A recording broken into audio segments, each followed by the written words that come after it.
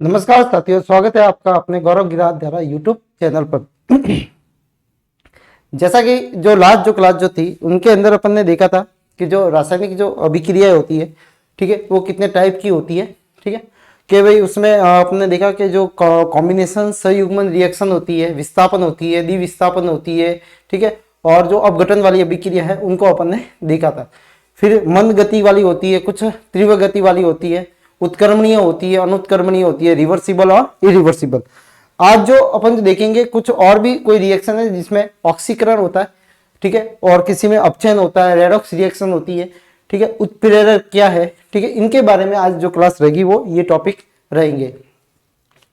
सबसे पहला है कि ऑक्सीकरण, ठीक है, या अपचयन अभिक्रिया क्या, ऑक्सीडेशन, जिसको ऑक्सीकरण को दूसरा उपचयन भी बोला जाता है,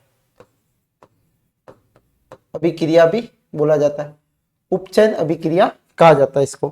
ठीक है, तो ऑक्सीकरण या अपचयन क्या है? सामान्यतः देखो, ऐसी अभिक्रिया जिनके अंदर अगर ऑक्सीजन ऐड होती है तो वो ऑक्सीकरण कहलाता है, और हाइड्रोजन रिमूव होती है तो भी वो ऑक्सीकरण कहलाता है। ठीक है, यानी ऑक्सीकरण में क्या होगा, ऑक्सीकरण में अगर देखने जाओ तो O तो होगी प्लस, ठीक है, और हाइड्रोजन होंगे वो माइनस होंगे।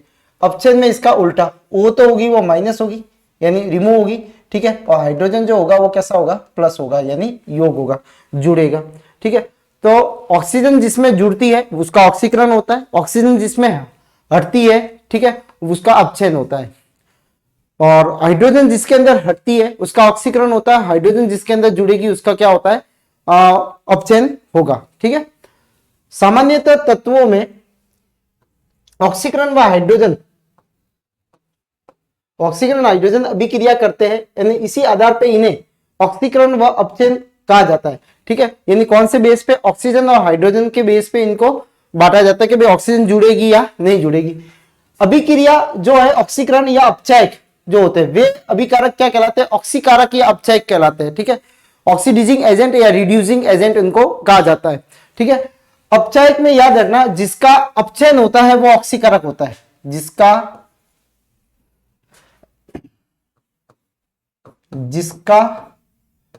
ऑक्सीकरण हो रहा है,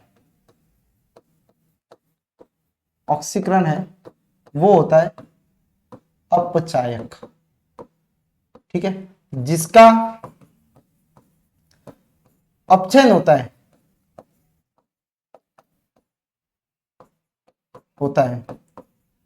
ठीक है, वो कहलाता है क्या, ऑक्सीकारक, ऑक्सीकारक। ठीक है, जिसको बोलेंगे अपन ऑक्सीडाइजिंग एजेंट भी बोलेंगे, ऑक्सीडाइजिंग एजेंट, इसको बोलेंगे अपन रिड्यूसिंग एजेंट। क्या बोला जाएगा इसको, रिड्यूसिंग एजेंट बोला जाता है। ठीक है, तो जिसका ऑक्सीकरण होता है, ठीक है, उसका क्या होगा, वो अपचायक होंगे, और जिसका अपचयन हो रहा है वो क्या होंगे, ऑक्सीकारक होंगे। ठीक है, ऑक्सीकरण है ये ऑक्सीकारक है, ठीक है, ये अपचायक है ये अपचयन है, अपचयन प्रक्रिया है ये उसका नाम है, जो पदार्थ है उनका नाम होगा कि कौन है। ठीक है, इन अभिक्रियाओं को कुछ निम्न आधारों पर बांटा गया है। पहला है ऑक्सीजन के जुड़ने के आधार पे या उसके संयोजन और वियोजन के आधार पे इनको बांटा गया है। पहला टाइप जो है वो ऑक्सीजन के, ठीक है, संयोजन पे है और वियोजन के आधार पर, यानी जुड़ रहे हैं या जो हट रही है उसके आधार पे। ठीक है, अगर ऑक्सीजन का जुड़ना, योग होना ऑक्सीकरण है। ठीक है, मूल रूप से ऑक्सीकरण शब्द जो उपयोग हुआ वो ऑक्सीजन के संयोग से ही हुआ है।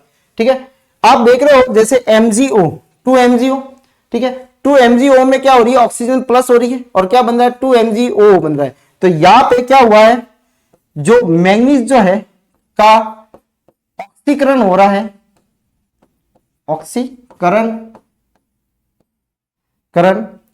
2MgO में होता है,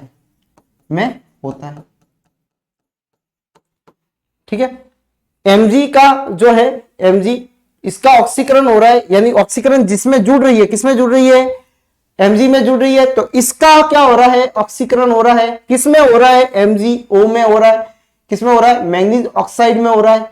ठीक है, मैग्नीशियम ऑक्साइड के अंदर हो रहा है। मैग्नीशियम का ऑक्सीकरण जो है वो किसमें हो रहा है, मैग्नीशियम ऑक्साइड के रूप में हो रहा है। सल्फर सल्फर में ऑक्सीजन जुड़ गई, क्या बना, SO2 बना। तो या जुड़ी किस में है वो ध्यान रखना है कि भाई सल्फर में जुड़ी है, सल्फर में जुड़ी है तो इसका मतलब सल्फर का क्या हो रहा है, यहाँ पे S का, सल्फर का ऑक्सीकरण हो रहा है, ऑक्सीकरण हो रहा है किसमें, SO2 में। किसमें हो रहा है सल्फर का ऑक्सीकरण हो रहा है SO2 के अंदर, ठीक है। तो जिसके अंदर ऑक्सीजन जुड़ती है उसका क्या होता है, ऑक्सीकरण होता है। तो ऑक्सीजन अगर हटती है तो क्या होगा, तो अपचयन होगा। तो अपने पास में एक और है एग्जांपल, जैसे आप देखोगे कि जो KClO3 है, KClO3, ठीक है, तो उनके अंदर क्या हो रही है, जो ऑक्सीजन जो है ये, ठीक है। अब आप यहां देख रहे हो कि ऑक्सीजन क्या होगी, हट गई, किससे हटी, इससे हटी। तो यहां पे क्या हो रहा है कि जो 2KCl, KClO3 जो है का अपचयन, का अपचयन किसमें होता है, KCl में हो रहा है। किसमें हो रहा है, KCl में, ठीक है। तो किसके कारण, कारण क्या, ऑक्सीजन के हटने के कारण। कारण अगर पूछे तो क्या है, ऑक्सीजन के हटने के कारण, ऑक्सीजन के हटने के कारण, ऑक्सीजन के हटने के कारण। दूसरा आप देखोगे कि MgO है, जो ये वाली रिएक्शन जो पहले वाली है यही है, 2MgO जो है उससे ऑक्सीजन हट जाती है और क्या बन जाता है, Mg प्लस क्या बन जाता है, O2 बन जाता है, ठीक है। तो यहां पे MgO का क्या हो रहा है, Mg में क्या हो रहा है, अपचयन हो रहा है। MgO का Mg में अपचयन, इसका भी कारण क्या है, ऑक्सीजन के हटने के कारण। तो ऐसी अभिक्रिया जिसमें ऑक्सीजन जुड़ती है उसका ऑक्सीकरण होता है, और जिनमें से ऑक्सीजन हटती है तो उसका क्या होता है, अपचयन होता है, ठीक है। तो यहाँ पे जो Mg प्लस O2 है, तो O2 प्लस हुई है, किसके अंदर हुई है, अच्छा आपको पूछे जाए कि ऑक्सीकरण किसका हो रहा है, ठीक है, इस रिएक्शन के अंदर, तो किसका हो रहा है, Mg का हो रहा है, ठीक है। ये पूछा जाए किसमें हो रहा है, तो 2MgO में हो रहा है, ठीक है। इसका हो रहा है, इसमें हो रहा है। यहाँ पे सल्फर जो है उसका हो रहा है ऑक्सीकरण, किसमें हो रहा है, SO2 के अंदर होता है। यहाँ पे KClO3 जो है उसका हो रहा है, वो किसमें होता है, KCl में, पोटेशियम क्लोराइड के अंदर हो रहा है, ठीक है। तो यहाँ पे जो इसके अंदर जो हो रहा है वो किसमें हो रहा है, कि KCl के अंदर हो रहा है। इसका क्या हो रहा है, अपचयन हो रहा है। 2MgO का क्या हो रहा है, अपचयन हो रहा है, क्योंकि ऑक्सीजन क्या हो रही है, हट रही है। देखो ऑक्सीजन यहां से हट गई, क्या बना, Mg बना, ठीक है। तो ये बनता है, क्या हो रहा है, इसका अपचयन हो रहा है, ठीक है। तो 2KClO3 का KCl में और MgO का Mg में क्या होता है, अपचयन हो रहा है, ठीक है।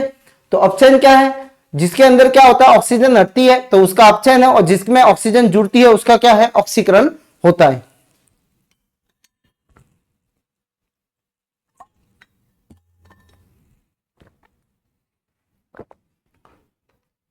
नेक्स्ट है, अब अपन लेते हैं हाइड्रोजन के ऊपर।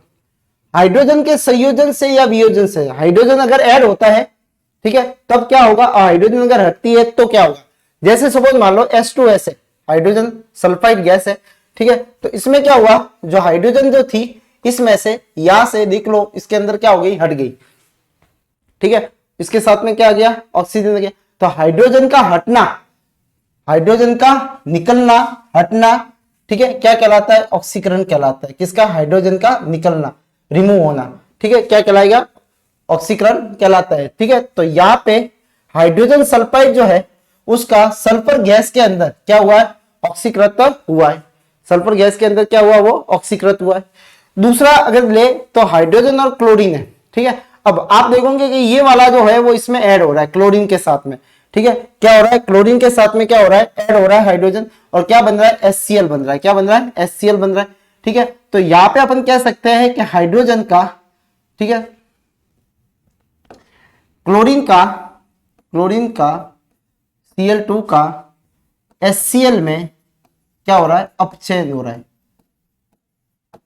क्या हो रहा है, अपचयन हो रहा है, ठीक है। क्यों, क्योंकि इसके अंदर क्या हो रही है, देखो Cl के अंदर आप देखोगे कि हाइड्रोजन इसके अंदर जुड़ी है, तो Cl के अंदर क्या जुड़ गई, हाइड्रोजन जुड़ गई, ठीक है। तो यहाँ पे क्या हो रहा है, इसका अपचयन हो रहा है। उसके बाद में आप देखोगे कि एथीन, एथीन का फॉर्मूला होता है CS2 डबल बॉन्ड CS2, ठीक है। शॉर्ट फॉर्म में इसको लिख सकते हैं C2H4। क्या लिख सकते हैं? इसको बोला जाता है एथीन। क्या बोला जाता है? एथीन, ठीक है। इसको भी पढ़ेंगे अपन आगे जब कार्बन कंपाउंड पढ़ेंगे। एथीन, एथीन के अंदर क्या होती है? हाइड्रोजन जुड़ती है, ठीक है। और एक जो कैटालाइज होता है उसको उपयोग कर लेते हैं, वो होता है निकल, ठीक है। अब हाइड्रोजन जुड़ने के कारण यहाँ पे क्या बन जाता है? CH3 बन जाता है, ठीक है। इसको बोलते हैं एथेन, इसको बोलते हैं एथेन, ठीक है। तो यहाँ आप देख रहे हो कि एथेन के अंदर क्या हो जाता है? अपचयन हो जाता है। एथेन का क्या हो गया? एथीन का एथेन में, क्लोरीन का HCl में क्या हो जाता है? अपचयन हो जाता है, ठीक है। तो यहाँ पे आप देख रहे हो कि हाइड्रोजन के जुड़ने के कारण हुआ, या दो थी, दो और जुड़ गई तो अब तीन हो गई, ठीक है। तो यहाँ पे ये सिंगल बॉन्ड वाला है एथेन, ये डबल बॉन्ड वाला है एथीन, ठीक है। तो बॉन्ड टूट जाएगा और सिंगल बॉन्ड बन जाएगा, क्योंकि हाइड्रोजन ऐड हो रहे हैं, इसमें हाइड्रोजन ऐड हो रहे हैं, ठीक है। इसलिए यहाँ पे क्या बन जाएगा? ये बॉन्ड बन जाएगा। इस तरह से है कुछ, ठीक है। चार जो होती है,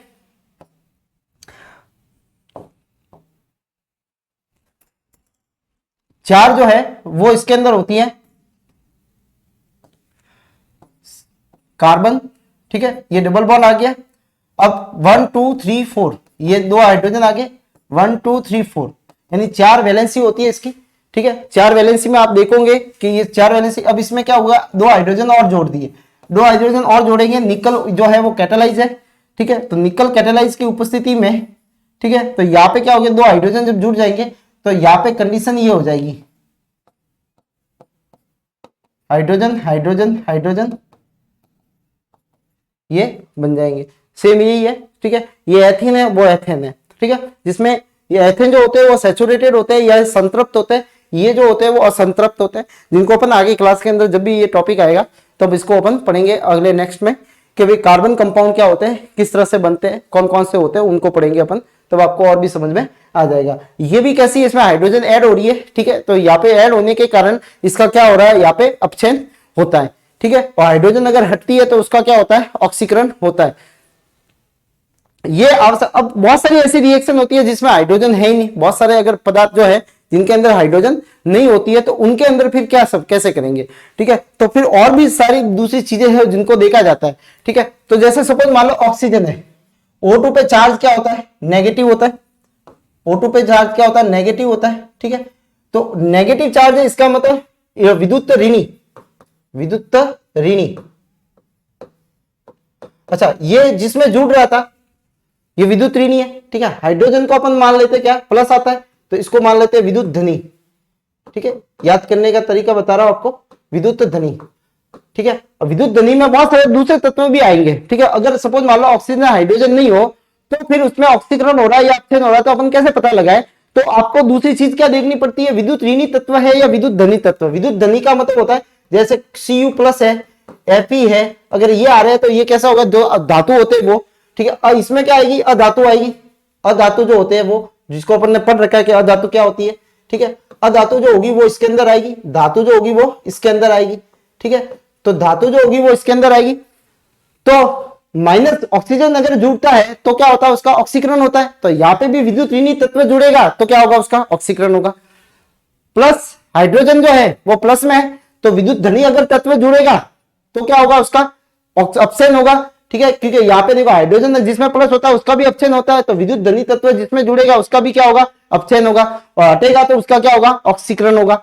तो अब इसको अगर ऑक्सीजन और हाइड्रोजन याद है आपको, क्या हाइड्रोजन जुड़ने से क्या होगा और ऑक्सीजन जुड़ने से क्या होगा, तो आप विद्युत ऋणी और विद्युत धनी में भी आपको सेम करना है। आपको दिमाग में ये रखना है कि जो ऑक्सीजन जो है उस पर ऋण है, तो यहाँ पे विद्युत ऋणी जो तत्व जुड़ेगा तो उसका भी क्या होगा? ऑक्सीकरण होगा। और यहाँ पे क्या है? प्लस है, हाइड्रोजन गैस, ठीक है। हाइड्रोजन जो है सॉरी वो क्या है? प्लस में है, तो विद्युत धनी तत्व है, इसे माइनस भी होते हैं हाइड्राइड, ठीक है। अपन इसको प्लस मान लेते हैं यहाँ पे कि विद्युत धनी जो है तत्व वो अगर प्लस होता है यानी H+ होता है तो उसका क्या होता है? अपचयन। तो ये धनी जो तत्व जो प्लस हो गया तो उसका क्या होगा? जो अपचयन ही होगा, ठीक है। तो आप इसको भी देख के, तो ये कह रहा है कि अगर हाइड्रोजन ऑक्सीजन नहीं है, भाग नहीं ले रहे हैं अभिक्रिया में, हमेशा भाग नहीं लेते, तो उसमें ऑक्सीकरण अपचयन जो परिभाषा जो होगी वो थोड़ी व्यापक रूप से अपन दे सकते हैं। तो फिर अपन क्या करेंगे? इसमें विद्युत ऋणी और विद्युत धनी तत्वों को देके जाएगा, ठीक है। तो हाइड्रोजन ऑक्सीजन जुड़ती है तो ऑक्सीकरण, हाइड्रोजन अगर रिमूव होती है तो भी ऑक्सीकरण है, ठीक है। हाइड्रोजन जुड़ती है तो क्या है? उसका अपचयन, और ऑक्सीजन हटती है तो भी क्या है? उसका अपचयन, ठीक है। तो अपचयन में याद रखना है H+O- ऑक्सीकरण में याद रखना है O प्लस H माइनस, ठीक है। नेक्स्ट है विद्युत धनी तत्व के संयोजन से। अब देखो धनी तत्व आया, क्या याद रखना आपने को, हाइड्रोजन। क्या हाइड्रोजन जिसके अंदर जुड़ेगा उसका क्या होगा, ऑक्सीकरण। तो धनी तत्व जिसके अंदर भी जुड़ेगा उसका क्या होगा, ऑक्सीकरण। पहली चीज, यहाँ पे पोटेशियम आयोडाइड है, KI है, KI का मतलब हो गया पोटेशियम आयोडाइड है, ठीक है। यहाँ पे ये क्लोरीन गैस है, ठीक है। अब मेरे को ये बताओ कि पोटेशियम जो है वो किस पे, पोटेशियम पे रहता है प्लस चार्ज, ठीक है। तो ये धनी तत्व हो गया, ये कौन सा तत्व हो गया, धनी तत्व, ठीक है, धनी तत्व है। अब धनी तत्व जो है वो किस में जुड़ रहा है, K किस में जुड़ रहा है, Cl में जुड़ रहा है, ठीक है। तो यहाँ पे K जो है उसको Cl में जुड़ रहा है, इसका मतलब क्या है कि Cl का क्या हो रहा है, यहाँ पे धनी तत्व जुड़ता है तो क्या होता है उसका, ठीक है। अब देखो यहाँ पे Cl के अंदर जो जुड़ रहा है K प्लस है, K किसके साथ में लगा हुआ है, KI प्लस Cl, ठीक है, 2 बन रहा है 2KCl, ठीक है, प्लस I2, ठीक है। अब देखो I के साथ में कौन जुड़ा है, ये, ठीक है। तो ये वाला जो है इसमें से क्या हट गया,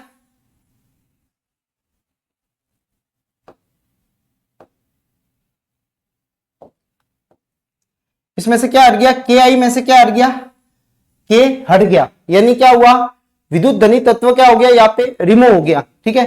तो K जो होता है वो क्या हो जाता है, हटता है, K पोटेशियम हटने से, ठीक है। तो KI का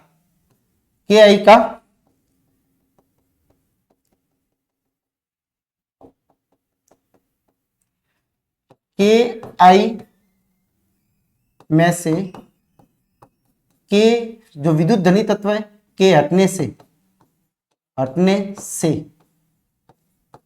ठीक है, में से क्या हो रहा है, इसका अपचयन होता है, अपचयन होता है किसमें, I में, I2 में, ठीक है।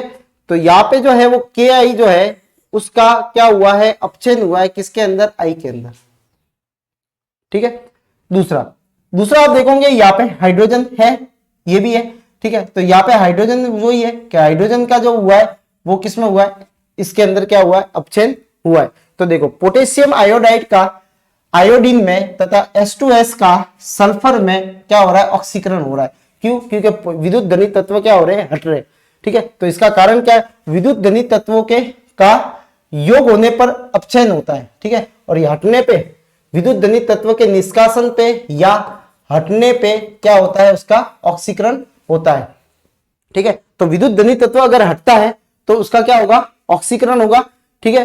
कि वो जो हाइड्रोजन है उसको याद रखना है कि हाइड्रोजन अगर हटता है तो भी क्या होता है, उसका ऑक्सीकरण होता है। तो यहाँ पे विद्युत धनी तत्व भी हटेगा तो क्या होगा, उसका ऑक्सीकरण होगा, ठीक है। दूसरा, विद्युत धनी तत्व अगर जुड़ता है तो उसका क्या होगा, अपचयन होगा। जैसे देखो विद्युत धनी तत्व कौन सा है, Mg है, ठीक है। जुड़ेगा किसमें, Cl में। अब Cl में जुड़ गया, क्या बन गया, MgCl2, क्या बन गया, MgCl2।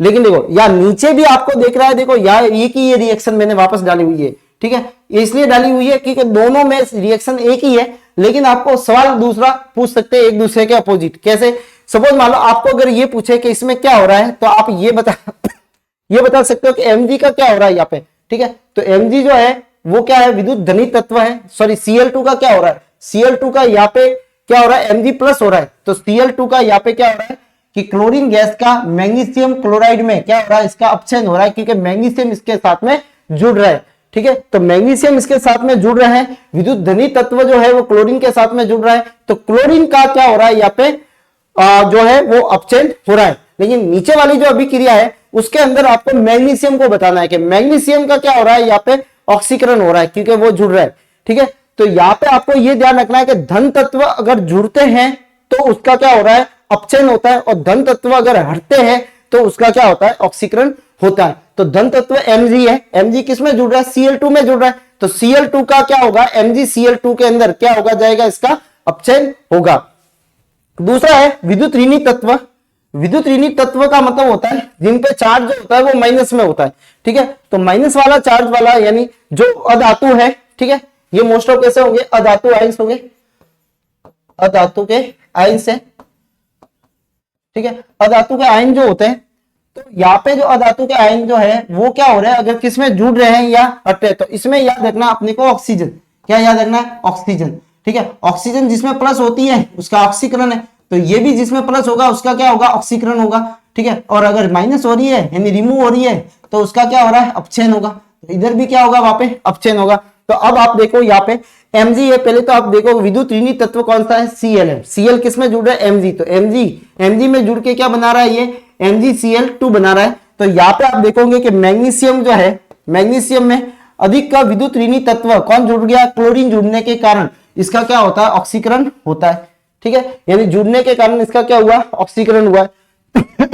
उसी तरह आप नीचे वाली जो रिएक्शन है उसके अंदर आप देखोगे कि विद्युत ऋणी तत्व कौन सा है, Cl3, FeCl3 है। ठीक है, फेरिक क्लोराइड है। फेरिक क्लोराइड जो है, इसका नाम जो है वो फेरिक क्लोराइड है,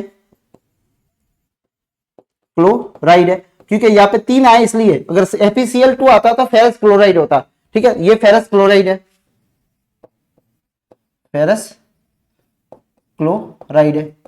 ठीक है, अब आप देखोगे इसके अंदर ये FeCl जो 3 है, ठीक है, उसके अंदर ये क्लोरीन जो है वो इसके अंदर जुड़ा हुआ था, लेकिन अब आप इसमें देखोगे तो आपको क्लोरीन, सॉरी, ये जो FeCl3 जो है, ठीक है, इसके अंदर जो क्लोरीन जो था वो यहां से हट गया।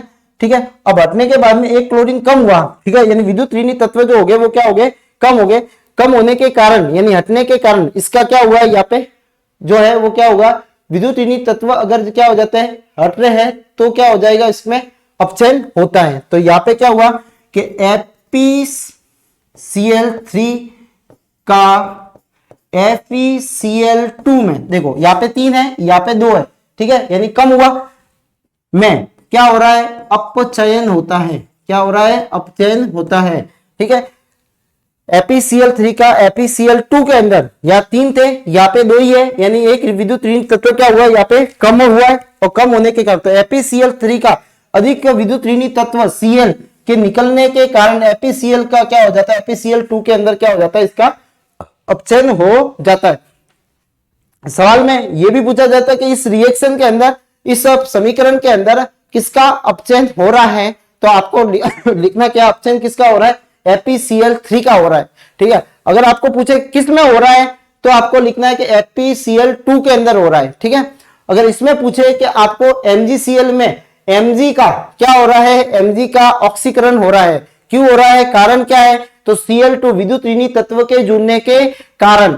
ठीक है, विद्युत ऋणी तत्व के जुड़ने के कारण क्या हो रहा है, इसके अंदर ऑक्सीकरण हो रहा है। लेकिन यहाँ पे क्या हो रहा है, यहाँ आपको मैग्नीशियम नहीं, यहाँ पे क्लोरीन पूछा जाएगा। क्लोरीन का क्या हो रहा है, यहाँ पे क्लोरीन का धन विद्युत तत्व इसमें जुड़ रहा है, इसके लिए क्लोरीन का क्या हो रहा है, यहाँ पे अपचयन हो रहा है। क्या हो रहा है, क्लोरीन का यहाँ पे क्या हो रहा है, अपचयन हो रहा है, क्योंकि धन विद्युत तत्व इसके अंदर जुड़ रहा है। लेकिन इधर किसका पूछेगा, मैग्नीशियम का। किसका पूछे जाएंगे, मैग्नीशियम का, कि क्लोरीन ऋण विद्युत तत्व किस में जुड़ रहा है, मैग्नीशियम में जुड़ रहा है। तो मैग्नीशियम का क्या हो रहा है, यहाँ पे ऑक्सीकरण हो रहा है। तो ऋण विद्युत तत्व यानी O2, ऑक्सीजन जो है वो ऋण विद्युत तत्व है। ऋण विद्युत तत्व जो होगा वो अगर जुड़ेगा तो वो क्या होगा, ऑक्सीकरण होगा, और वो हटेगा तो क्या होगा, उसका जो होगा अपचयन होगा। धन विद्युत तत्व यानी हाइड्रोजन जिसमें जुड़ेगा उसका क्या होता है, अपचयन होता है, यानी ठीक है, और हाइड्रोजन जिसमें हटेगा उसका क्या होगा, ऑक्सीकरण होगा। यानी धन विद्युत तत्व जिसमें जुड़ेंगे उसका क्या होगा, उसका धन विद्युत तत्व जिसके अंदर जुड़ेंगे उसका क्या होगा, अपचयन होगा, और धन विद्युत तत्व जिससे हटेंगे तो उसका क्या होगा, ऑक्सीकरण होगा।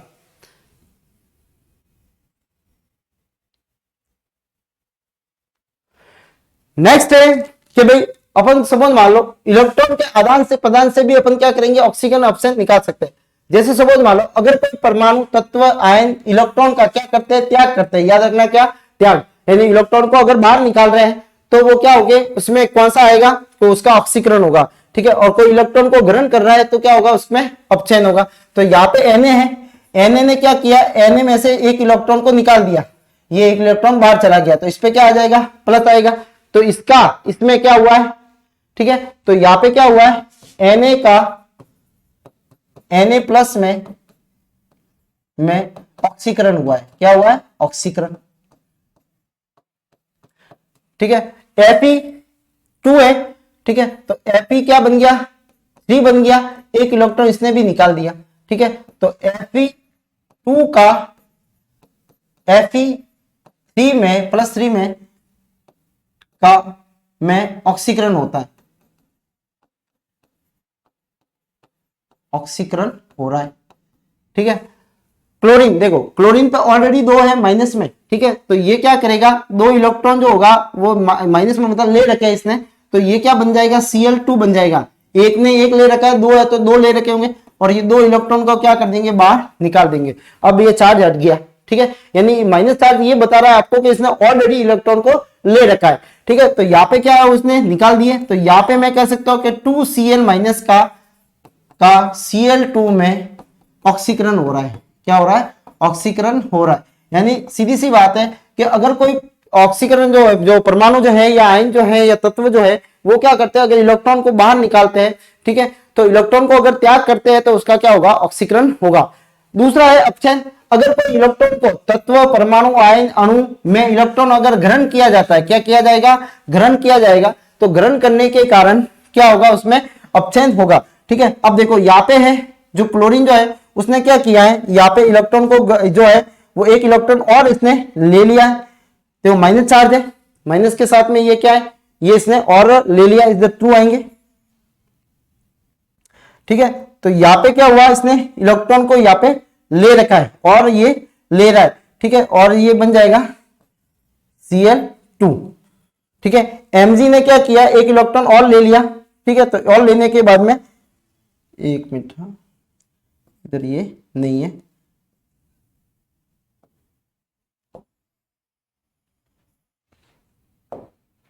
Cl जो है वो क्या कर रहा है, एक इलेक्ट्रॉन ले रहा है और बन रहा है Cl माइनस। क्या बन रहा है, Cl माइनस बन रहा है। ठीक है, तो यहां पे Cl का Cl माइनस में अपचयन हो रहा है। क्या हो रहा है, अपचयन हो रहा है, क्योंकि इलेक्ट्रॉन को इसने ग्रहण किया है। ठीक है, तो यहां देखो ये प्लस में आ रहा है, इधर ग्रहण किया है, MnO4 मैंगनीज ऑक्साइड। ठीक है, यहाँ पे क्या होगा, ये मैंगनीज ऑक्साइड जो है यहाँ पे माइनस है, मतलब एक इलेक्ट्रॉन ये क्या है, ले रखा है। ठीक है, एक और ले लिया, तो ये किसमें बदल गया, MnO4-2 के अंदर बदल गया।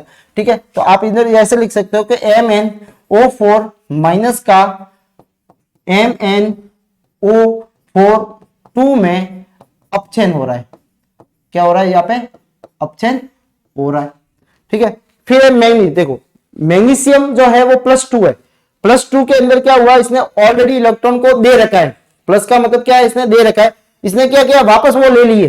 ठीक है, तो वापस लेने पे ये किसमें बदल जाएगा, खाली Mg के अंदर बदल जाएगा, क्योंकि 2 इलेक्ट्रॉन वापस आ गए। ठीक है, तो यहां पे आप लिख सकते हो कि Mg+2 का Mg में क्या होता है, अपचयन हो रहा है। क्या हो रहा है, अपचयन हो रहा है।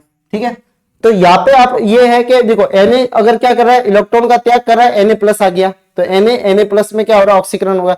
Fe2 है, ये Fe2 है, Fe2 का किसमें हो गया, Fe3 में, क्योंकि इसने एक इलेक्ट्रॉन को और क्या कर दिया, किसी और को दे दिया, तो 2 से 1 और बढ़ गया, +3, अब 3 दे दिए। ठीक है, तो Fe2 का Fe3 में क्या हो गया, इसका अपचयन हो गया।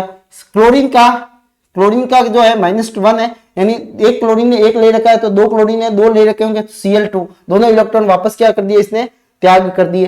ठीक है, यानी ये इलेक्ट्रॉन का क्या कर रहे हैं, त्याग कर रहे हैं। तो त्याग करते हैं तो उसका क्या होगा, ऑक्सीकरण होगा, ऑक्सीडेशन होगा। ठीक है, और जो अपचयन हो रहा है वो उसका क्या होगा, ये जो इलेक्ट्रॉन को अगर ग्रहण कर रहे हैं तो उसका क्या होता है, रिडक्शन हो रहा है। क्या हो रहा है, यहाँ पे रिडक्शन हो रहा है। ठीक है, तो इलेक्ट्रॉन देखो, क्लोरीन है, क्लोरीन ने एक इलेक्ट्रॉन ग्रहण किया तो क्या बन गया, Cl- बन गया। MnO4 जो है -1 है, तो एक इलेक्ट्रॉन और आ गया, तो MnO4-2 हो गया। ठीक है, Mg है +2 है। ठीक है, तो यहाँ पे 2 इलेक्ट्रॉन और लिए, तो Mg खाली Mg में बदल गया, क्योंकि 2 इलेक्ट्रॉन ऑलरेडी इसने दे रखे थे, वापस ले लिए। ठीक है, तो ग्रहण किए, तो ग्रहण करने पे क्या होता है, अपचयन होता है। इलेक्ट्रॉन के दान करने से क्या होगा, ऑक्सीकरण होता है। ठीक है,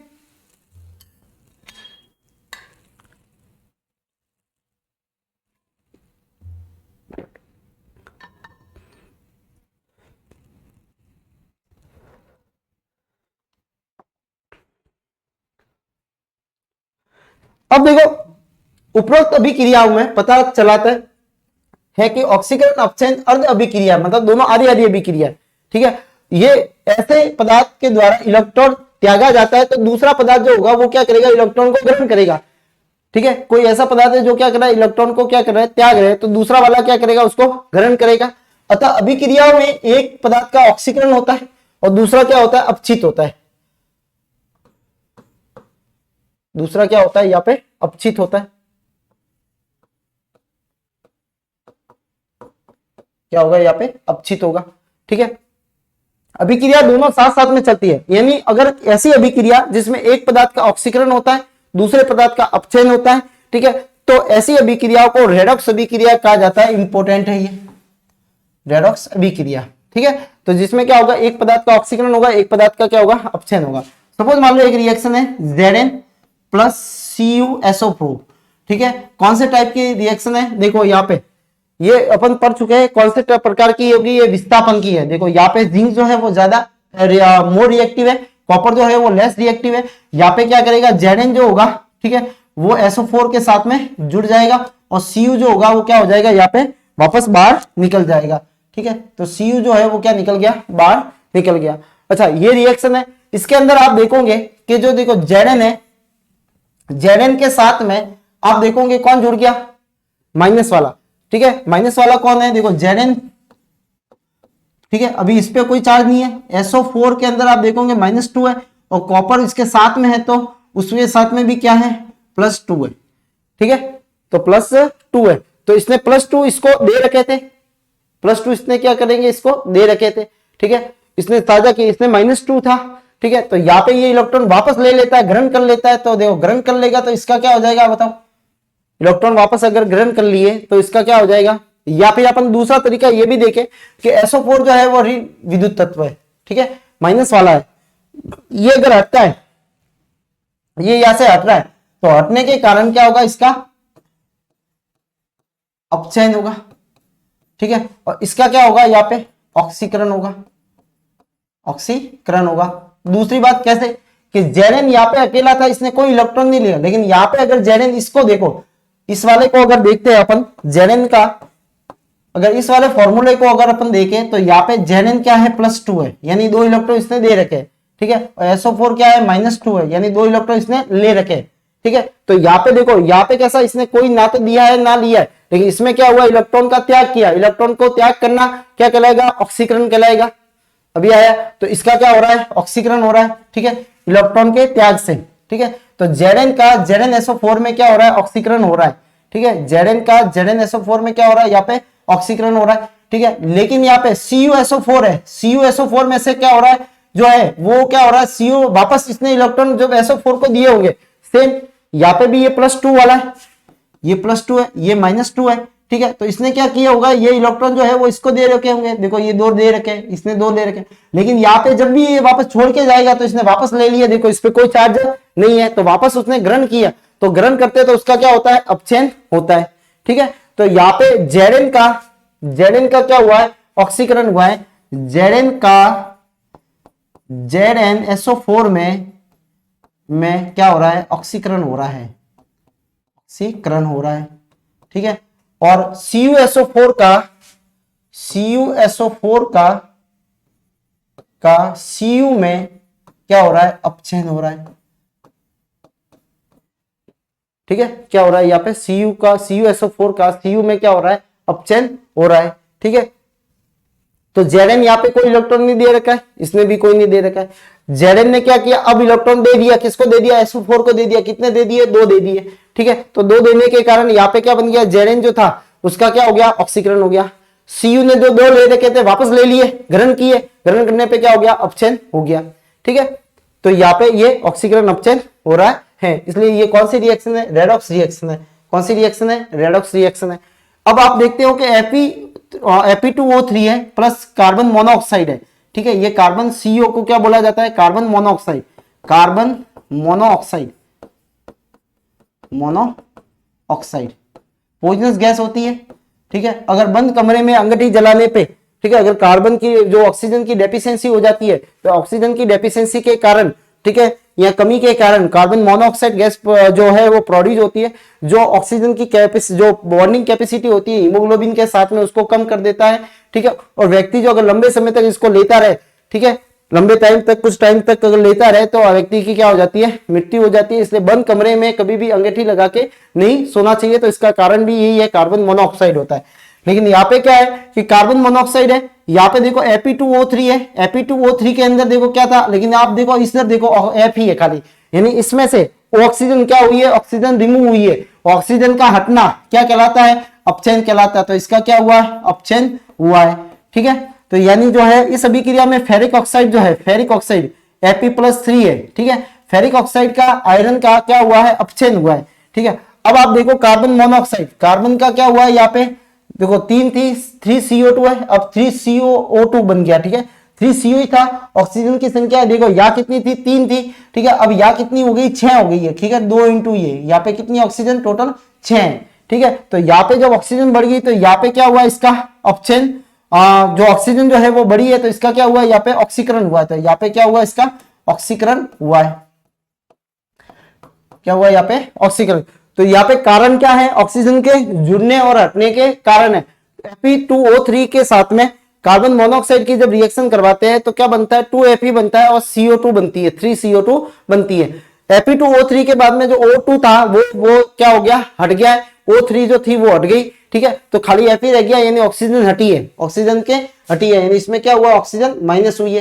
ठीक है, इसमें क्या हो रहा है, कार्बन, इसके अंदर आपको कार्बन मोनोऑक्साइड जो है इसके अंदर क्या हुआ, ऑक्सीजन जुड़ी है। तो अब आपको पूछे कि इसमें ऑक्सीकरण किसका हुआ है, तो ऑक्सीकरण हुआ है वो इसका हुआ है। ठीक है, और आपको पूछे अपचयन किसका हुआ है, तो अपचयन इसका हुआ है। ठीक है, तो जिसका ऑक्सीकरण होता है, ठीक है, वो कहलाते हैं, जिसका ऑक्सीकरण होता है वो कहलाते हैं अपचायक। ठीक है, तो इसका ऑक्सीकरण हुआ है, तो यहां पे लिख देता हूं Fe2O3 क्या है, ऑक्सीकरण हो रहा है, ऑक्सीकरण होता है इसका। ठीक है, इसलिए ये क्या है, अपचायक है, अपचायक है, क्योंकि ये मदद करवा रहा है अपचयन में। ठीक है, 3CO जो है उसका क्या हो रहा है, अपचयन होता है, अपचयन हो रहा है, तो ये क्या कहलाता है, ऑक्सीकारक कहलाता है। ये यहाँ पे क्या है, ऑक्सीकारक है, क्योंकि ये अपचयन में मदद करवा रहा है, ऑक्सीकरण में मदद करवा रहा है। ठीक है, अगर ये नहीं होता, ठीक है, तो ऑक्सीजन जो ये दे रहा है वो कौन लेता। ठीक है, तो जो मदद करवा रहा है वो क्या होंगे, कारक होंगे, क्या होंगे, कारक। तो ये एक दूसरे के उल्टे होते हैं, ध्यान रखना। ठीक है, जिसका ऑक्सीकरण होता है वो अपचायक होता है और जिसका अपचयन होता है वो ऑक्सीकारक होता है। ठीक है, और ऑक्सीकारक कैसे होते हैं, उल्टा है, ऑक्सीकरण जिसका होता है वो अपचायक है और जिसका अपचयन होता है वो क्या है, ऑक्सीकारक है। अब देखोगे आप कार्बन मोनोऑक्साइड का CO2 के अंदर क्या हुआ, ऑक्सीकरण हुआ, ऑक्सीजन के जुड़ने के कारण। एक ही अभिक्रिया में एक पदार्थ का ऑक्सीकरण हो रहा है और दूसरे पदार्थ का क्या हो रहा है, अपचयन होता है। तो ऐसी रिएक्शन को कौन सी रिएक्शन बोलते हैं, रेडॉक्स रिएक्शन कहा जाता है। जिस पदार्थ में ऑक्सीकरण होता है वो इलेक्ट्रॉन का क्या करते हैं, त्याग करते हैं, और अन्य पदार्थ जो जिसका अपचित करते हैं, ठीक है, उनको मदद करते हैं, इसलिए वो क्या कहलाते हैं, अपचायक कहलाते हैं। ठीक है, तो जिनका ऑक्सीकरण होता है वो क्या कहलाते हैं, अपचायक कहलाते हैं। जिन पदार्थों का अपचयन हो रहा है ये इलेक्ट्रॉन को ग्रहण करते हैं, यानी क्या करते हैं, ग्रहण करते हैं, यानी ऑक्सीकरण में क्या करते हैं, ये मदद करते हैं। ठीक है, तो इसलिए इसके क्या कहलाते हैं, ऑक्सीकारक कहलाते हैं। ठीक है, तो अपचायक इलेक्ट्रॉन दाता होते हैं, दाता अभिकारक, ऑक्सीकारक इलेक्ट्रॉन क्या होते हैं, ग्राही होते हैं। ठीक है, देखो ऑक्सीकारक का मतलब क्या होगा, जिसका अपचयन होता है यानी इलेक्ट्रॉन को ग्रहण करने वाला, तो इलेक्ट्रॉन ग्राही होगा। ठीक है, अपचायक क्या होंगे, जिसका ऑक्सीकरण होता है, ठीक है, वो क्या कहलाते हैं, ये इलेक्ट्रॉन क्या होते हैं, दाता होते हैं। ठीक है, यानी इलेक्ट्रॉन को क्या करेंगे, जिसका अपचायक वो होंगे जो ऑक्सीकरण होता है। ठीक है, तो ऑक्सीकरण जिसका होगा यानी वो इलेक्ट्रॉन क्या करेगा, देगा। ठीक है, तो वो अपचायक भी क्या करेंगे, ऑक्सीकारक अपचायक एक है।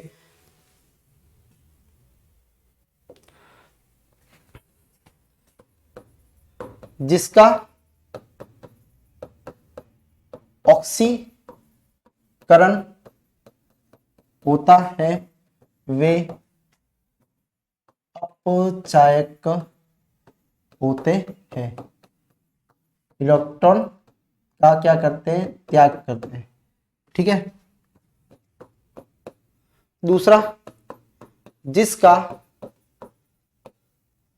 अपचयन होता है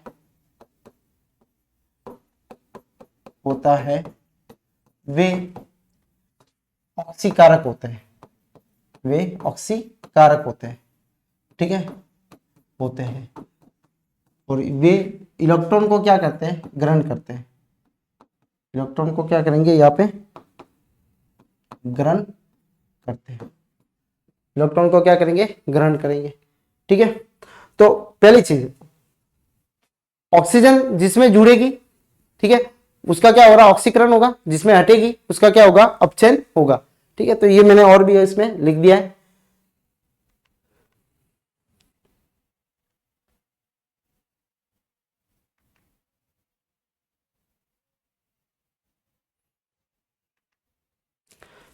देखो O2 का संयोजन और H2 का वियोजन ऑक्सीकरण है। ठीक है, तो इसका उल्टा H2 का संयोजन O2 का वियोजन क्या है, अपचयन है। इलेक्ट्रॉन की कमी, यानी इलेक्ट्रॉन की कमी मतलब इलेक्ट्रॉन का क्या होगा, त्याग। इलेक्ट्रॉन का क्या करते हैं, ये त्याग करते हैं। ठीक है, इलेक्ट्रॉन की प्राप्ति, इलेक्ट्रॉन को क्या करेंगे, ये ग्रहण। ठीक है, क्या करते हैं, इलेक्ट्रॉन को ग्रहण करते हैं। विद्युत धनात्मक तत्व क्या याद रखना है, धनात्मक हाइड्रोजन। ठीक है, अवयव क्या होते हैं, घटते हैं, सीधी सी बात है, वियोजन हो रहा है इधर भी घटेगा। ठीक है, धन विद्युत तत्व क्या होंगे, माइनस होंगे। धन विद्युत तत्व क्या होंगे, यहाँ पे इसमें प्लस होंगे, क्योंकि हाइड्रोजन इसमें क्या होता है, प्लस होता है। देखो संयोजन हो रहा है। ठीक है, तो यहाँ पे भी संयोजन होगा। उसके बाद में विद्युत ऋणी तत्व अवयव बढ़ता है, यानी O2 माइनस होता है। ठीक है, ये प्लस है तो विद्युत ऋणी तत्व क्या होगा, यहाँ पे अवयव में बढ़ेगा। ठीक है, और इसमें क्या होता है, विद्युत ऋणी तत्व क्या होता है, घटता है। उत्प्रेरक, नेक्स्ट जो टॉपिक है वो है उत्प्रेरक। उत्प्रेरक क्या होता है, देखो बहुत सारी अभिक्रिया ऐसी होती है जो सामान्य तौर पे चलती रहती है, लेकिन सपोज मान लो अगर कुछ ऐसी अभिक्रिया या पदार्थ होते हैं जो अभिक्रिया में भाग नहीं लेते हैं, लेकिन अगर उनकी मात्रा, थोड़ी सी भी मात्रा उसके अंदर डाल दी जाए तो अभिक्रिया का वेग जो होगा वो परिवर्तित हो जाता है। परिवर्तित हो जाता है मतलब क्या अभिक्रिया का वेग हमेशा बढ़ता है, नहीं, कोई जरूरी नहीं है। उत्प्रेरक कैटालाइस्ट जो होते हैं वो क्या करते हैं, अभिक्रिया के वेग को परिवर्तित कर देते हैं, यानी वो वेग को या तो बढ़ा देंगे या उसको कम कर देंगे। ठीक है, या तो क्या करेंगे, उसको बढ़ा देंगे या क्या कर देते हैं, कम कर देते हैं। ठीक है, तो ऐसे में उसको क्या बोला जाएगा, उत्प्रेरक बोला जाएगा। उत्प्रेरक कभी भी रासायनिक अभिक्रिया में भाग नहीं लेते, केवल उनकी उपस्थिति जरूरी होती है अभिक्रिया के वेग में परिवर्तन लाने हेतु। ठीक है, तो यहाँ पे वेग में परिवर्तन यानी रेट ऑफ रिएक्शन को क्या कर रहे हैं, ये चेंज कर रहे हैं। तो रेट ऑफ रिएक्शन को क्या करते हैं, ये चेंज करते हैं, उसमें बढ़ भी सकती है और कम भी हो सकती है। ठीक है, तो उत्प्रेरक जो होते हैं वो बढ़ा भी सकते हैं और कम भी हो सकते हैं। ठीक है, यानी अभिक्रिया के वेग को बढ़ा भी सकते हैं और क्या कर सकते हैं, उसको कम भी कर सकते हैं, लेकिन स्वयं अपरिवर्तित रहते हैं, यानी स्वयं अभिक्रिया में भाग नहीं लेते, उनकी उपस्थिति जरूरी होती है, वे उत्प्रेरक कहलाते हैं। रासायनिक अभिक्रिया के वेग में परिवर्तन कर देते हैं और स्वयं अपरिवर्तित रहते हैं, वे उत्प्रेरक कहलाते हैं। क्या कहलाते हैं, उत्प्रेरक कहलाते हैं। इस घटना को उत्प्रेरण कहा जाता है। क्या कहा जाता है इसको, उत्प्रेरण, कैटालाइजिंग जो है उसको कहा जाएगा। यहां पे आप देख रहे हो KClO3 है। ठीक है, ये सामान्य तौर पे हो रही होगी। ठीक है, लेकिन यहाँ पे एक उत्प्रेरक जो है वो जिसे अपन को जब रासायनिक समीकरण पढ़े थे तब अपन ने पढ़ा था कि उत्प्रेरक को हमेशा एरो के ऊपर लिखा जाता है। तो यहाँ पे जो उत्प्रेरक जो है उसका नाम जो है वो क्या है, MnO जो है O2 है, मैंगनीज ऑक्साइड है। क्या है, मैंगनीज डाई ऑक्साइड है, मैंगनीज डाई ऑक्साइड। ठीक है, मैंगनीज डाई ऑक्साइड है। नीचे हो गया,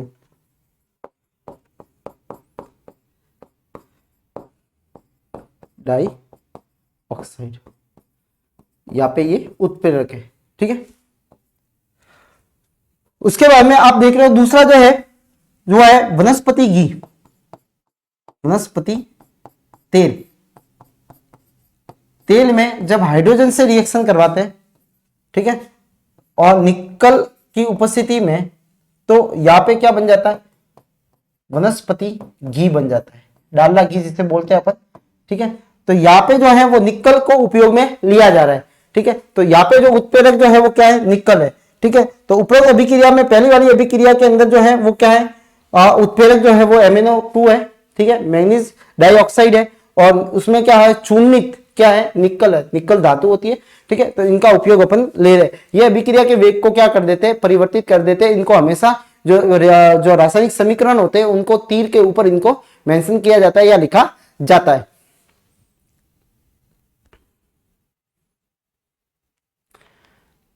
नेक्स्ट है उत्प्रेरक को कोई अवस्था के आधार पर इनको कितने भागों में बांटा गया है। ठीक है, तो भौतिक अवस्थाओं के आधार पर उत्प्रेरक को दो भागों में बांटा गया, समांगी। ठीक है, होमोजीनियस होता है, एक कहता है हेट्रोजीनियस। ठीक है, होमोजीनियस, ठीक है, कैटालाइज्ड है, ठीक है, और ये कैसा होगा, हेट्रोजीनियस क्या होगा, कैटालाइज्ड होगा। समांगी, नाम से पता लग रहा है समांगी मतलब समान, सबकी अवस्था कैसी होगी, भौतिक अवस्था के आधार पे समांगी विसमांगी है, ठीक है। तो भौतिक अवस्था यानी वो कैसी अवस्था के अंदर पाया गया है, ठीक है। तो यहाँ पे ये कह है कि जब उत्प्रेरक, उत्पाद और क्रियाकारक तीनों अगर की अवस्था एक ही है तो ऐसे उत्प्रेरक को समांगी उत्प्रेरक कहा जाएगा, ठीक है। तो यहां आप देख रहे हो कि यहाँ पे जो लिखा हुआ है वो है CH3COOS, ठीक है, जिसके अंदर जो है वो क्या है, ये एसिटिक एसिड है, सॉरी ये जो है वो कीटोन जो है, ठीक है, जिसको बोलेंगे अपन एथिल एसीटेट बोलते हैं, क्या बोलते हैं, एथिल एसीटेट बोलते हैं, ठीक है। इसकी जो रिएक्शन जो है वो किसके साथ में, वाटर के साथ में करवाई जा रही है, ठीक है। और यहाँ पे जो कैटालाइज यूज में ले रहे हैं वो ले रहे HCl, कौन सा ले रहे, HCl ले रहे, और HCl की जो है वो भी देखो, तो यहाँ पे जो है वो ये भी लिक्विड में है, वाटर भी लिक्विड में है, और जो एसिटिक एसिड बन रहा है, एसिटिक अम्ल, ठीक है, और इसको बोलते हैं मेथेनॉल, मेथेनॉल ये अल्कोहल है, ठीक है। तीनों की अवस्था जो है वो कौन सी है, लिक्विड में होती है, और यहाँ पे जो लिक्विड जो उत्प्रेरक लिया उसकी भी अवस्था कैसी है, लिक्विड में है, इसलिए इसको क्या बोलेंगे अपन, जो है कि समांगी है, यानी ये उत्प्रेरक कैसा है, समांगी है। क्रियाकारक, क्रियाकारक, उत्पाद, उत्पाद, ठीक है, और उत्प्रेरक, उत्प्रेरक, तीनों की अवस्था, तीनों की अवस्था जो है वो क्या है, समान है, तीनों जो है वो लिक्विड अवस्था के अंदर है, तो ऐसे को इस उत्प्रेरक को समांगी उत्प्रेरक कहा जाता है। जब रासायनिक अभिक्रिया में अभिकारक, उत्प्रेरक और उत्पाद तीनों समान भौतिक अवस्था में होते हैं तो उसको समांगी उत्प्रेरक कहा जाएगा। दूसरा है SO2, SO2 गैस जो है ऑक्सीजन और ऐड हो जाती है तो SO3 बन जाता है, सल्फर ट्राइऑक्साइड में बदल जाता है, ठीक है। जैसे ये कह रहा है कि 2SO2 है प्लस इसमें ऑक्सीजन ऐड हो जाती है, ठीक है, तो बन जाता है 2SO3 के अंदर, जिसको बोल देंगे सल्फर ट्राइऑक्साइड, सल्फर ट्राइऑक्साइड, ये डाइऑक्साइड है, सल्फर डाइऑक्साइड, ठीक है। और यहां पे जो ले रहे हैं अपन ये भी कैसी है, गैस फॉर्म में, ठीक है। तो यहां पे आप देखोगे कि जो है ये भी गैस में है, ये भी गैस में है, ठीक है, और ये भी गैस में, तीनों की अवस्था कैसी है, समान है। नाइट्रोजन ऑक्साइड जो है वो भी गैस में, ठीक है, और ये जो है सल्फर ये भी गैस में, ये भी गैस में, और ये भी गैस में, सब तीनों कैसे है, गैस में। तो इसका मतलब क्या है, ये जो तीनों जो है वो कौन से, जो उत्प्रेरक जो कहलाएगा वो कौन सा कहलाएगा, समांगी उत्प्रेरक कहलाएगा, ठीक है। अब है विषमांगी।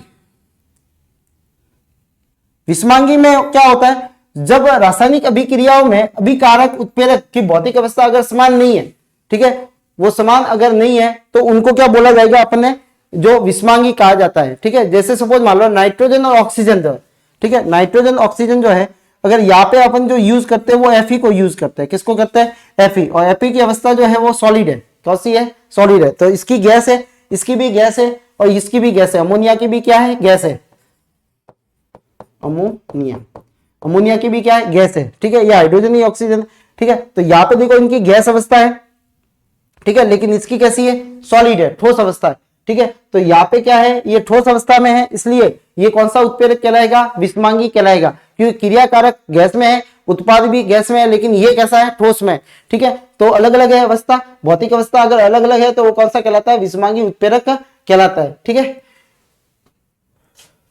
आगे जो है वो है जैसे वनस्पति घी वाला, ठीक है, थोड़ा सा ये आगे चला गया, वनस्पति घी वाला, यहाँ पे वनस्पति क्या हो गया, ये घी हो गया, ठीक है। अब देखो ये भी लिक्विड में, ठीक है, लेकिन ये जो हाइड्रोजन है वो गैस में, ये सॉलिड में, और ये कैसा, ये भी, ये लिक्विड में, ये भी कैसा है, सॉलिड में। तो देखो तीनों की अवस्था आप देख रहे हो कि तीनों की अवस्था कैसी है, अलग अलग है, क्रियाकारक की भी अलग है, उत्प्रेरक के भी अलग है, और उत्पाद की भी क्या है, अलग है, तीनों की अवस्था जो है वो अलग अलग है, इसलिए ये कौन सा उत्प्रेरक कहलाएगा, विषमांगी उत्प्रेरक कहलाएगा। तो सूक्ष्म विभाजित निकल उत्प्रेरक की उपस्थिति में वनस्पति तेलों का हाइड्रोजनीकरण, याद रखना हाइड्रोजनीकरण इंपॉर्टेंट है, हाइड्रोजनीकरण में क्या हो रहा है, हाइड्रोजन एयर हो रही है और इससे वनस्पति घी बनाया जाता है, डालडा घी, जिसको क्या बोलेंगे अपन, डालडा घी बोलते हैं। ठीक है, तो डालडा घी जो है वो वनस्पति घी कहलाता है, वो वनस्पति तेल से बनता है, इसमें हाइड्रोजन गैस को पास कराया जाता है और निकल उत्प्रेरक को उपयोग में लिया जाता है।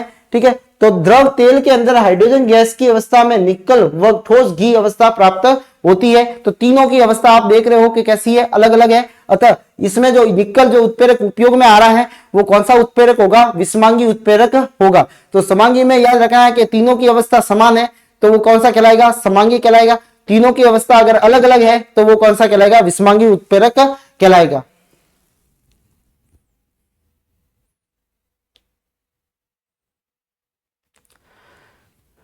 नेक्स्ट है KCl। ठीक है, ये है धनात्मक उत्प्रेरक वाले। जो धनात्मक उत्प्रेरक जो होते हैं, ठीक है, वो है यानी धनात्मक उत्प्रेरक वो होंगे जो अभिक्रिया के वेग को बढ़ाते हैं। तो मैंने आपको देखो ये बताया था कि उत्प्रेरक अभिक्रिया के वेग को कम भी कर सकते हैं और बढ़ा भी सकते हैं। तो जो बढ़ाएंगे उनको धनात्मक या पॉजिटिव क्या बोला जाएगा, इसको पॉजिटिव, ठीक है, कैटालाइज्ड कहा जाता है, पॉजिटिव कैटालाइज्ड कहा जाता है। और जो उत्प्रेरक को जो वेग को कम करते हैं उसको ऋणात्मक या नेगेटिव ठीक है कैटालाइज्ड कहा जाता है।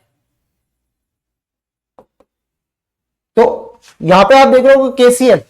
ठीक है, KCl में अभी अपन ने क्या लिया था, MnO2 लिया था। ठीक है, तो यहाँ पे जो है वो KMnO2 है जो है वो क्या कर रहा है, यहाँ पे इसके वेग को क्या कर लेता है, परिवर्तित यानी बढ़ाता है, यानी वेग को क्या कर रहा है, यहाँ पे बढ़ा रहा है। 2KClO3 का, तो KCl में ऑक्सीजन गैस जो होती है वो विमुक्त हो जाती है, तो उसको बढ़ाने का काम जो होगा वो ये करता है।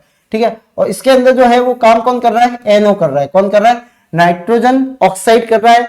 ठीक है, और इससे क्या बनती है, सल्फर ट्राइऑक्साइड बनती है। तो यहाँ जो दोनों उत्प्रेरक जो है, एक तो उत्प्रेरक कौन सा है, Mn2। ठीक है, तो ये अभिक्रिया के वेग को क्या कर रहा है, बढ़ा रहा है। और दूसरा जो है वो कौन सा है, NO। ये दोनों यहाँ पे क्या है, उत्प्रेरक है। उत्प्रेरक विशिष्ट होते हैं। ठीक है, पर्टिकुलर अभिक्रिया के लिए पर्टिकुलर उत्प्रेरक का ही उपयोग किया जाता है। ठीक है, अगर मैं निकल वाला NO को इसमें डाल दूं तो ये वेग को यहाँ पे नहीं बढ़ा सकता, क्योंकि ये क्या होगा, स्पेसिफिक होते हैं, विशिष्ट होते हैं। ठीक है, तो उत्प्रेरक हमेशा कैसे होते हैं, विशिष्ट होते हैं। दूसरा है अभिक्रिया को ऋणात्मक, जैसे हाइड्रोजन पर ऑक्साइड, हाइड्रोजन पर ऑक्साइड। ठीक है, इसका फॉर्मूला होता है क्या, H2O2। H2O2 को बोला जाता है हाइड्रोजन पर ऑक्साइड बोला जाता है। ठीक है, हाइड्रोजन पर ऑक्साइड में अगर जो वाटर जो ऑक्सीजन अगर इसको खुला रखे तो इसमें से ऑक्सीजन गैस बाहर निकलती रहेगी। ठीक है, तो इसको बचाने के लिए इसके अंदर ग्लिसरीन मिलाया जाता है। क्या मिलाया जाता है, ग्लिसरीन। क्या मिलाया जाता है, इसके अंदर ग्लिसरीन मिलाया जाता है। और ग्लिसरीन मिलाने से अभिक्रिया जो होती है वो धीरे धीरे होती है, यानी ऑक्सीजन गैस का जो रिमूवल होगा वो बहुत ही कम होगा। ठीक है, तो अपघटन इसका क्या होगा, कम होगा। अपघटन अभिक्रिया देखो एक है, एकल उत्पाद है, दो से ज्यादा, सॉरी एकल अभिकारक के दो या दो से ज्यादा उत्पाद में परिवर्तित हो जाता है, तो उसको अपघटन अभिक्रिया कहते हैं। ठीक है, तो अपघटन को रोकने के लिए क्या किया जाता है, इसके अंदर ग्लिसरीन मिलाया जाता है। क्या मिलाया जाता है, ग्लिसरीन मिलाया जाता है, जिससे अभिक्रिया की दर क्या हो जाती है, कम हो जाती है। ठीक है, तो हाइड्रोजन पर ऑक्साइड का संग्रहण करने के लिए इसमें सूक्ष्म मात्रा में क्या मिलाया जाता है, ग्लिसरीन मिलाया जाता है। तो ग्लिसरीन यहाँ पे क्या कर रहा है, इसको कम कर रहा है। क्या कर रहा है, कम कर रहा है, अभिक्रिया के वेग को क्या कर रहा है, कम कर रहा है। नेक्स्ट जो है वो है CH3CH, जिसको बोला जाता है क्लोरोफॉर्म। नाम सुना होगा, बेहोशी करने के लिए काम में आता है क्लोरोफॉर्म। ठीक है, क्लोरोफॉर्म, अब चलो क्लोरोफॉर्म जो होता है वो जो बेहोश नहीं करता, उससे बनने वाली एक गैस है जिसका नाम है फॉस्जिन। याद जरूर रखना, फॉस्जिन। ठीक है, ये होती है फॉस्जिन। ठीक है, जैसे आपने देखो फिल्मों के अंदर देखा होगा कि वो क्लोरोफॉर्म रुमाल पे डालता है और मुंह पे लगाता है, तो जैसे वो रुमाल पे डालता है तो वो ऑक्सीजन से रिएक्ट करती है और कौन सी गैस बनाती है, फॉस्जिन बनाती है, और जिसके कारण क्या होता है, व्यक्ति बेहोश हो जाता है। ठीक है, तो क्लोरोफॉर्म ऑक्सीजन से रिएक्शन करती है तो क्या बनाती है, फॉस्जिन गैस बनाती है। इसको रोकने के लिए, ठीक है, इसकी रिएक्शन कम करने के लिए इसके अंदर क्या मिलाया जाता है, एथेनॉल मिलाया जाता है। क्या मिलाया जाता है, एथेनॉल मिलाया जाता है, जो अभिक्रिया के वेग को क्या कर लेता है, कम कर लेता है। तो यानी एथेनॉल जो है वो ऋणात्मक उत्प्रेरक है। ठीक है, और ऊपर वाले के अंदर जो हाइड्रोजन पर ऑक्साइड है उसकी अपघटन को रोकने के लिए ग्लिसरीन मिलाया जाता है, जो वो भी क्या है, ऋणात्मक है। ठीक है। तो ऋणात्मक उत्प्रेरक वे होते हैं जो अभिक्रिया के वेग को क्या कर देते हैं, कम कर देते हैं, वे क्या कहलाते हैं, ऋणात्मक उत्प्रेरक कहलाते हैं। ठीक है।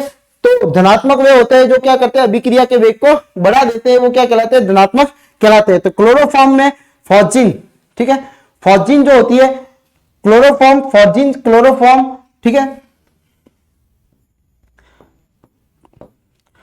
क्लोरोफॉर्म फॉस्जीन, ठीक है, क्लोरोफॉर्म वायु में ऑक्सीकृत हो जाती है एवं स्वतः ही ऑक्सीकृत होकर विषैली गैस फॉस्जीन बनाती है। इस अभिक्रिया की गति को मंद करने के लिए थोड़ी सी मात्रा में इसमें क्या मिलाया जाता है, एथेनॉल मिलाया जाता है। ठीक है। तो एथेनॉल क्या कर रहा है, उसमें अभिक्रिया के वेग को क्या कर लेता है, कम कर लेता है। तो जो क्लोरोफॉर्म होगी वो फॉस्जीन में कन्वर्ट जो होगी बहुत ही कम होगी, यानी होगी भी तो वो कैसी होगी, धीरे होगी, और साथ साथ में क्या बनता है, HCl भी बनता है। ठीक है। तो इसको बोलेंगे, क्लोरोफॉर्म का फॉर्मूला होता है CHCl3, ठीक है, CHCl3 होता है, और फॉस्जीन का होता है COCl2, COCl2, ठीक है, COCl2 होता है। ये किसका होता है, फॉस्जीन का फॉर्मूला होता है। ठीक है। तो फॉस्जीन जो होती है वो गैस है, वो पॉइजनस गैस है, विषैली गैस है। ठीक है। तो यहाँ पे इसको रोकने के लिए क्या मिलाया जाता है, एथेनॉल। तो धनात्मक उत्प्रेरक वे उत्प्रेरक होते हैं जो क्या करते हैं, अभिक्रिया के वेग को क्या कर देते हैं, बढ़ा देते हैं। और ऋणात्मक उत्प्रेरक वे उत्प्रेरक होते हैं जो अभिक्रिया के वेग को क्या कर लेते हैं, कम कर लेते हैं, वे क्या कहलाते हैं, ऋणात्मक कहलाते हैं। हाइड्रोजन परऑक्साइड है जिसके अपघटन को रोकने के लिए इसमें ग्लिसरीन मिलाया जाता है, और क्लोरोफॉर्म को रोकने के लिए एथोलन, क्लोरोफॉर्म ऑक्सीजन से रिएक्ट नहीं करे इसलिए इसमें क्या मिलाया जाता है, एथेनॉल मिलाया जाता है। नेक्स्ट है स्वतः उत्प्रेरक। स्वतः का मतलब होता है ऑटो, ठीक है, ऑटो कैटेलाइज्ड। ऑटो कैटेलाइज्ड का मतलब देखो नाम से पता लग रहा है इसमें कोई उत्प्रेरक नहीं आता। ठीक है। इसमें क्या होता है कि जैसे सपोज मान लो ये एथिल एसीटेट है जो है, ठीक है, ये एथिल एसीटेट जो है, एथिल एसीटेट, ठीक है, एथिल एसीटेट जो है, यहां पे क्या हुआ, ये बन जाता है एसिटिक एसिड में, एसिटिक एसिड में। दूसरा बनता है इसमें साथ में एथेनॉल, ये बन गया एथेनॉल। ठीक है। ये क्या बन गया, इसमें एथेनॉल बन गया। अब ये कह रहा है कि जैसे ये अभिक्रिया होती है तो कुछ देर बाद ये वाला ये उत्प्रेरक का कार्य करने आरंभ कर देता है, यानी उत्पाद ही क्या कर रहा है, उत्प्रेरक का काम कर रहा है। अगर उत्पाद उत्प्रेरक का काम करता है तो ऐसे उत्प्रेरक को स्व उत्प्रेरक कहा जाता है। ठीक है। तो जब किसी रासायनिक अभिक्रिया में बना उत्पाद, कौन, उत्पाद स्वयं उत्प्रेरक का कार्य करे, ठीक है, उत्पाद ही उत्प्रेरक का कार्य करता है। ठीक है। इसमें क्या करेगा, उत्पाद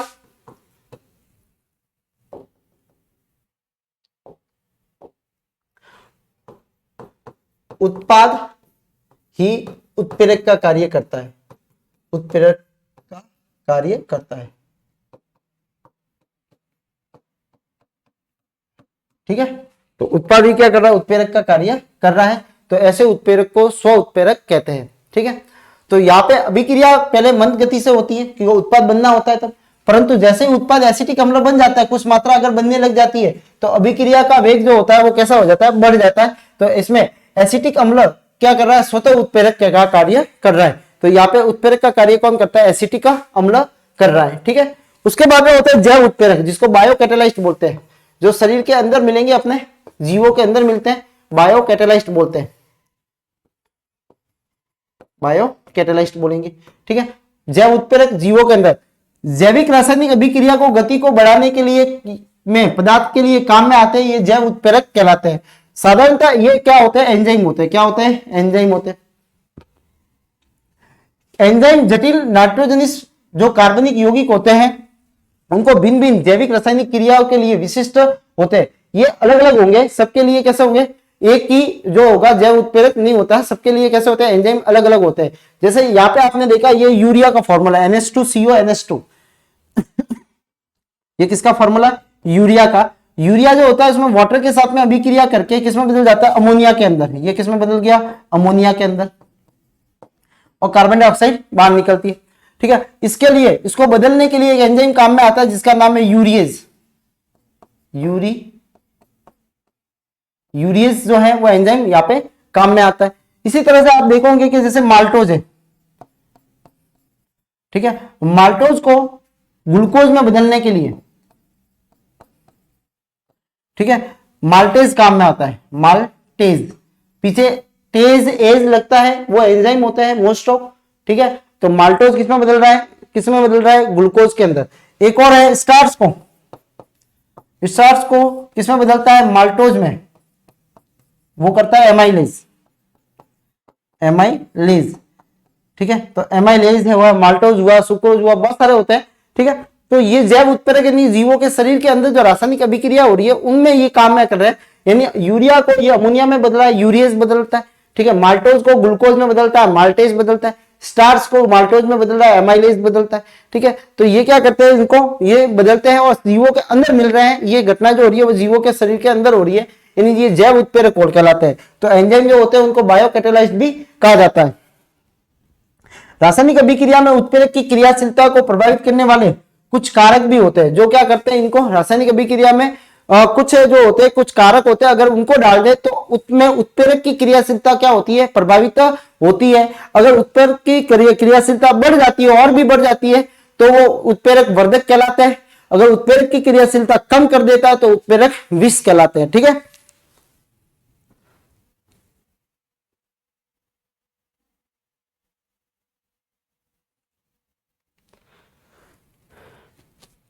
पहला उत्प्रेरक वर्धक, नाम से पता लग रहा है, ठीक है। वे पदार्थ जिन्हें अभिक्रिया में मिश्रण में उत्प्रेरक के साथ में मिलाने पर उत्प्रेरक की क्रियाशीलता में क्या हो जाती है, वर्धक का मतलब होता है वृद्धि हो जाएगी, ठीक है। जैसे अमोनिया है, ठीक है, अमोनिया के अंदर जो है वो क्या है, एफी, एफी जो होता है वो उत्प्रेरक को अपन में उपयोग में लेते हैं। किसको लेते हैं अपन, एफी को लेते हैं। अगर एफी के साथ में मॉलिब्डेनम को मिला जाए, एमओ को, ठीक है, तो अभिक्रिया और भी क्या हो जाती है, फास्ट हो जाती है। यानी ये क्या है, ये मॉलिब्डेनम जो चूर्ण जो ले रहे हैं वो क्या करता है, एपी की क्रियाशीलता को और बढ़ाकर अभिक्रिया की गति को तेज कर लेता है और अधिक, ठीक है। तो ये क्या कहलाता है, उत्प्रेरक वर्धक कहलाता है। क्या कहलाता है, उत्प्रेरक वर्धक कहलाता है, ठीक है। वनस्पति घी, जब इसमें कौन सा लेते हैं अपन, निकल लेते हैं, ठीक है, और निकल के साथ में अगर कॉपर और मिला दिया जाए, ठीक है, तो ये क्या कहलाता है, उत्प्रेरक वर्धक कहलाएगा। ये अभिक्रिया को और भी क्या कर देगा, फास्ट कर देगा, ठीक है, उत्प्रेरक वर्धक, ठीक है। तो और इधर कौन सा है, एमओ, एमओ जो है वो क्या है, उत्प्रेरक वर्धक है, जो उत्प्रेरक की क्रियाशीलता को बढ़ा देता है, ठीक है। दूसरा है जो उत्प्रेरक विष, विष का मतलब देखो कम करना, यानी उत्प्रेरक जो अभिक्रियाशीलता मिलाने पर उत्प्रेरक की क्रियाशीलता को क्या कर देता है, कम कर देता है, वो क्या कहलाते हैं, उत्प्रेरक विष कहलाते हैं, ठीक है। तो यहाँ पे जैसे ये कह रहा है कि जैसे ये अमोनिया है, इसके अंदर क्या मिलाया था, एफी, और एफी के साथ में अगर कार्बन मोनोऑक्साइड मिला दी जाए, क्या मिला दी जाए, कार्बन मोनोऑक्साइड मिला दी जाए, तो एफी की क्रियाशीलता में क्या आ जाएगी, कमी आ जाएगी। तो वे पदार्थ जो उत्प्रेरक की क्रियाशीलता को प्रभावित करते हैं, ठीक है, वो क्या कहलाते हैं, अगर बढ़ाते हैं तो उत्प्रेरक वर्धक कहलाएंगे, और क्या करेंगे, उनकी क्रियाशीलता को कम कर देते हैं तो उत्प्रेरक विष कहलाते हैं, ठीक है। तो वो क्या कहलाते हैं, विष कहलाते हैं।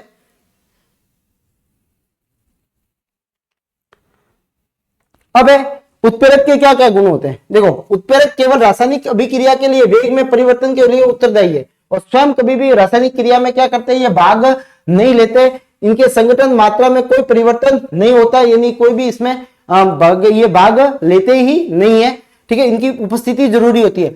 अभिक्रिया मिश्रण में उत्प्रेरक की सूक्ष्म मात्रा उपस्थित होती है, इनको ज्यादा मात्रा में उपयोग में नहीं लिया जाता, थोड़ी सी मात्रा ही काफी होती है। नेक्स्ट है प्रत्येक अभिक्रिया के लिए विशिष्ट होता है, ये ध्यान रखना, ठीक है। अगर मैं एफी को जो है अमोनिया के साथ में उधर मिला रहा हूं एफी को, ठीक है, तो वहां पे एफी ही को ही मिलाऊंगा, अगर दूसरी को लेऊंगा तो वहां पे क्या होगा, वो काम नहीं करेगा। यानी जो उत्प्रेरक होते हैं वो विशिष्ट होते हैं, यानी विशिष्ट अभिक्रियाओं में ही वो उसको बढ़ाएंगे, दूसरी अभिक्रियाओं के अंदर उसको अगर अपन यूज कर रहे हैं तो वो अभिक्रिया के वेग को परिवर्तित नहीं करेंगे, ठीक है। एक उत्प्रेरक सभी अभिक्रियाओं के लिए उत्प्रेरित नहीं कर सकता, उत्प्रेरक अभिक्रिया को आरंभ नहीं करता, कभी भी ध्यान रखना, उत्प्रेरक डालने पे ऐसा नहीं कि अभिक्रिया आरंभ हो जाए, नहीं, अभिक्रिया आरंभ होने के बाद में उसके वेग को बढ़ाता है, वो करता है कौन, उत्प्रेरक कार्य करता है, क्योंकि ये भाग लेता ही नहीं है, ठीक है। ये केवल इसकी उपस्थिति में कारण अभिक्रिया के वेग में क्या होती है, बदलाव आते हैं। उत्क्रमणीय अभिक्रियाओं में उत्प्रेरक अग्र प्रतिप दोनों अभिक्रियाओं में वेग को समान रूप से प्रभावित करते हैं। जैसे 1 घंटे में उत्पाद बन रहा था तो वापस उत्पाद से 1 घंटे में क्या बनेगा, ये अभिकारक का या क्रिया कारक बनेगा, ठीक है। इन दोनों तरफ जो क्रिया करेगा वो उत्प्रेरक, ऐसा नहीं कि वो एक ही दिशा में ज्यादा कार्य करेगा, एक दिशा में कम कार्य करेगा, तो ऐसा नहीं होता है। उत्प्रेरक जो होता है वो दोनों दिशाओं के अंदर क्या करता है, कार्य दोनों समान रूप से करेगा। ठीक है, उत्प्रेरक एक निश्चित ताप पर वह अत्यधिक क्रियाशील होता है और ताप बदलने पे इसकी क्रियाशीलता प्रभावित होती है, सीधी सी बात है। ठीक है, यानी ताप पे क्या होगा, पर्टिकुलर ताप पे ही वो क्या करेगा, अधिक क्रियाशील होता है। उससे ज्यादा अगर ताप बढ़ा देंगे तो उसकी क्रियाशीलता क्या हो जाएगी, कम हो जाती है। ठीक है, तो ये थे उत्प्रेरक के गुण थे कि उत्प्रेरक क्या होता है, कभी भी रासायनिक अभिक्रिया में वेग को परिवर्तित करता है। ठीक है, और ये स्वयं क्या होता है, भाग नहीं लेते, इनकी सूक्ष्म मात्रा जरूरी होती है, ये विशिष्ट होते हैं। ठीक है, ये वेग को क्या करते हैं, कभी भी अभिक्रिया को आरंभ नहीं करते हैं। ठीक है, केवल वेग को बढ़ाते हैं या कम करते हैं। ठीक है, ये अग्र और प्रतिप जैसे उत्क्रमणीय अभिक्रिया है तो वो दोनों तरफ समान रूप से कार्य करेंगे और ताप बढ़ाने पे इनकी क्रियाशीलता पे प्रभावित होती है। ठीक है, तो आज की क्लास जो थी वो इसके अंदर ही थी। ठीक है, तो आज के जो क्लास के अंदर जो थे अपन ने क्या पढ़े कि भाई अपन ने जो ऑक्सीडेशन और रिडक्शन के बारे में पढ़ा, उत्प्रेरक के बारे में पढ़ा। ठीक है, समांगी पढ़ा, अवस्थाओं के आधार पे समांगी विषमांगी। ठीक है, क्रियाशीलता के आधार पे देखिए धनात्मक है ऋणात्मक है। ठीक है, और आपने स्व उत्प्रेरक है, जैव उत्प्रेरक है। ठीक है, जैव उत्प्रेरक में एंजाइम आते हैं, स्व उत्प्रेरक में उत्पादी उत्प्रेरक का कार्य करता है। ठीक है, धनात्मक में वेग को बढ़ा देते हैं, ऋणात्मक में वेग को कम कर देते हैं। ठीक है, और उत्प्रेरक वर्धक वे होते हैं जो उत्प्रेरक की क्रियाशीलता को बढ़ा देते हैं, और उत्प्रेरक विष वे होते हैं जो उत्प्रेरक की क्रियाशीलता को कम कर देते हैं। ठीक है, तो ये था, सिंपल सा है। ठीक है, आपको एक बार इसको रिवाइज करना है, देखना है, और साथ साथ में अगर नोट्स भी बनाओ तो बहुत ही अच्छी बात है। ठीक है, तो और जो है ऑक्सीडेशन रिडक्शन में आपको ये ध्यान रखना है कि ऑक्सीजन या जुड़ती है तो क्या होता है, ऑक्सीकरण होता है। हाइड्रोजन हटती है तो भी ऑक्सीकरण होता है। हाइड्रोजन जुड़ती है तो अपक्षय होता है, ऑक्सीजन हटती है तो क्या होता है, अपक्षय होता है। ठीक है, और इसी के आधार पर मैंने आपको बताया कि धन विद्युत तत्व और ऋण विद्युत तत्वों को कैसे याद करना है। तो ऑक्सीजन और हाइड्रोजन को लेके ही याद करना है कि ऑक्सीजन पे माइनस चार्ज होता है, यानी ऋण विद्युत तत्व जुड़ेंगे तो उसका ऑक्सीकरण होगा, और धन विद्युत तत्व जुड़ेंगे तो उसका क्या होगा, अपक्षय होगा। ठीक है, तो आज की क्लास में इतना ही। आपका दिन शुभ में हो। धन्यवाद।